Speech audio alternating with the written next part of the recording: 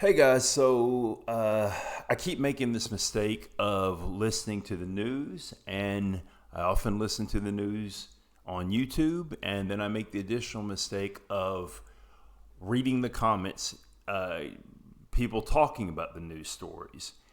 And I am having flashbacks to the 2008 Bush era. Yes, we're back at it because there's something about a Republican being in office where it's like fertilizer for dumb shit comments, right? So this is a news story talking about in Houston, Texas, people's reaction, kind of how people are having split responses to the looming deportation, right? And basically there's people talking about how they're concerned with their families. Now, I'm not going to talk about, how we should be concerned about the well-being of people, about empathy or sympathy or any of that stuff. That's not where I'm coming at. But let me read some of these comments and I'll get to my point. So this is in response to people talking about they're worried about the looming threat of deportation. I'm not going to read this. So the story I'm not going to put on YouTube. I'm not going to even show the comments because there's nothing unique about this. I'm sure there's going to be plenty of news channels that post similar stories, and go to any comment section, you'll see similar comments. I'll just do about two, three, maybe four. Someone says, imagine walking into Mexico without papers and demanding work, payment, and rights. Okay. It's sad, but it's out of control. Any country will want this under control. All right, that's not too bad. Interlegally. Okay. Here we go. And one, let's see here. And I'm only going through the ones, trying to find ones that are short. All of them are pretty much like this, but some people decide to write a dissertation. She should be scared, enter legally, and you won't have to worry. Okay. This is why these statements to me are really stupid.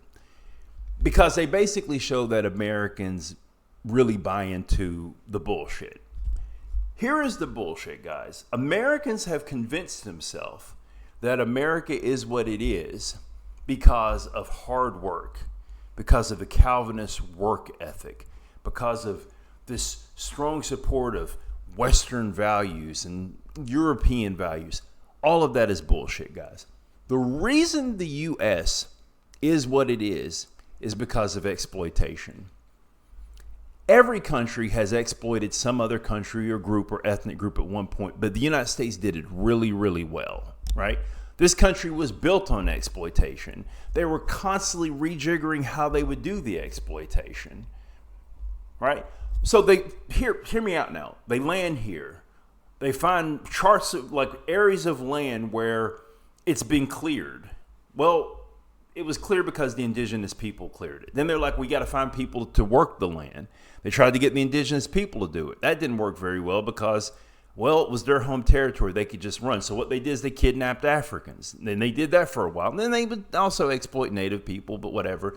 And then after they had to free the Africans because it became just kind of unpopular, they made it where we can still exploit them. We just can't, beat them and rape them without there being some consequences, but we can still exploit them. But we need to bring other people to exploit. So they brought in the Chinese. And then occasionally they would kind of trick some Europeans to come over. But after a generation or two, those Europeans just became white, so it became harder to exploit them. And then, well, you got this land, this labor source south of the border, and you can exploit them. And that's kind of where we are now. Because there's been this game for well over a century where we have these millions of people who live south of the border who come over and work for us. Right? And you don't really want them to become American citizens. See, there's the conundrum. You don't want them to become American citizens, but you do want them to come and work. Now, why is that? Well, we see this problem where we have these immigrants who come over from Europe. And the first generation, you can get them to work in meat packing plants and under terrible conditions, but then their kids tend to be better off. That was the goal. And then their kids no longer want to do the work because now their kids are American. And their kids, they look like any other American. They're white. So what you want to do is you have this perfected with the Africans. because the Africans were going to stay black no matter what, right? But the problem is even within the boundary of them being black, they're still American citizens. So you can only exploit them for so long before they get all uppity and whatnot. So what you do is you have a permanent underclass, right? The other groups, they eventually become Americans, the Bohemian Eastern Europeans, the Chinese, the blacks. So what you do is you have a population that can be perpetually exploited. So what you say is like, we don't want the immigration, but you let them come over, and you constantly remind them that if they get out of line, they'll be sent back. You constantly remind them that if they get out of line, they'll be sent to jail. Because here's the thing, guys. If they really wanted to do something about immigration, ask yourself, why do people come here? And that's another thing. Americans have convinced themselves that every person who comes to this country from another country comes here because of some abstract thing about freedoms. Guys, this bullshit about our freedoms, freedoms of what? What? I mean, freedoms of what? Okay, you can, freedom to criticize your government. Most people don't really give a shit about the government. What, the freedom to have no health care? The freedom to be in the largest carceral state in the world, next to China? No, people come here because there's jobs and there's food and there's stuff, right? That's why people come here. It's not because of freedoms. It's because of jobs. So what you do is you tell those people that if they slip up, then they'll be sent back where they can't have jobs, and they may not be able to feed their family, right?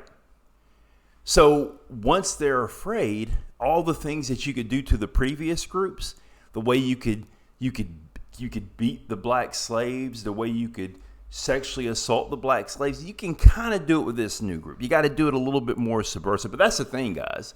The level of sexual assault that occurs to undocumented workers, it's pretty high. Because if they really wanted to do something about immigration, they wouldn't go after the people who are coming here. They'd go after the people who are hiring them.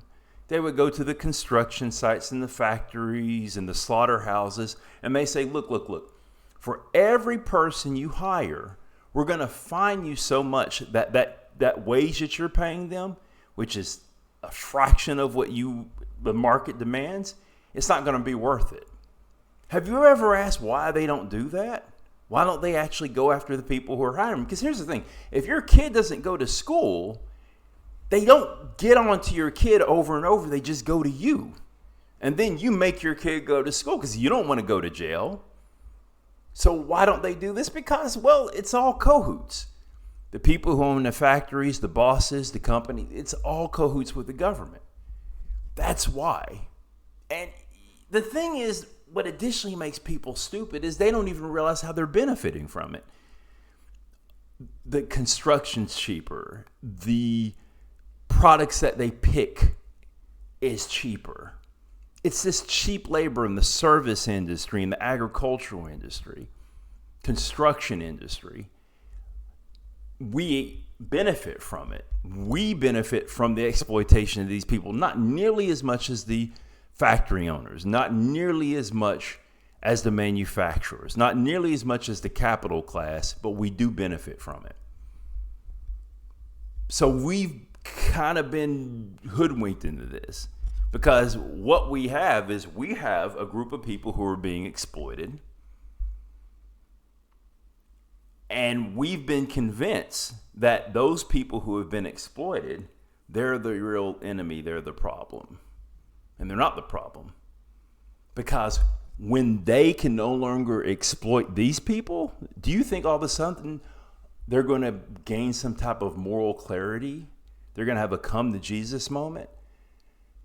No, they're going to just figure out other people to exploit, other ways to game the system. And if those people are no longer around to exploit, to abuse, to take advantage of, who do they have left? Like I said, guys, next 4 years, things are going to get really stupid.